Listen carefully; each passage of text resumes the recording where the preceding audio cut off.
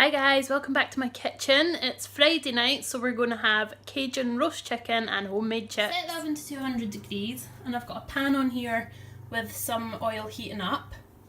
Here I've got 3 chicken breasts, lovely yummy chicken breasts, and some Cajun seasoning. So all I'm going to do is basically just shake the seasoning on the breasts like so. And then I just rub it in here, here,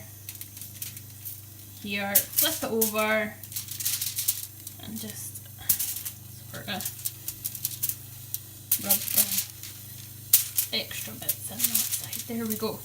So that's them ready to be frying. I can hear my pan's heating up, so we'll move over there. What I've done is I've put the chicken in the pan and I'm just going to brown it off, and then I'm going to put it in an oven-proof dish and put it in the oven. So we'll do this stage for maybe 10 minutes, so we'll come back and see how it gets on. So that's the chicken browned off. We've got it in the oven-proof dish.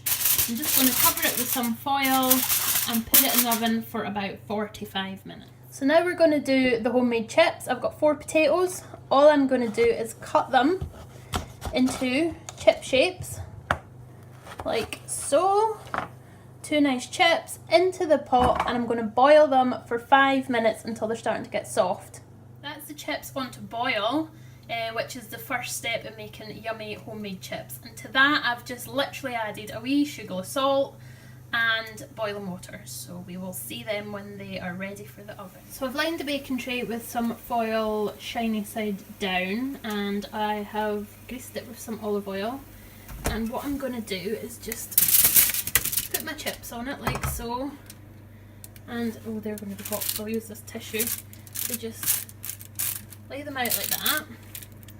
And what I'll do is I'll put a wee bit of oil over the top and then put them in the oven for about half an hour, or basically until they are nice and cooked.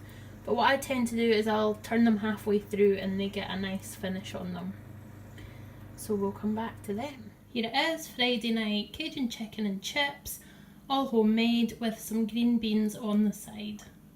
If you've liked what you've seen, then let me know, give me a thumbs up, give me a subscribe, and join me again for some more cooking in my kitchen.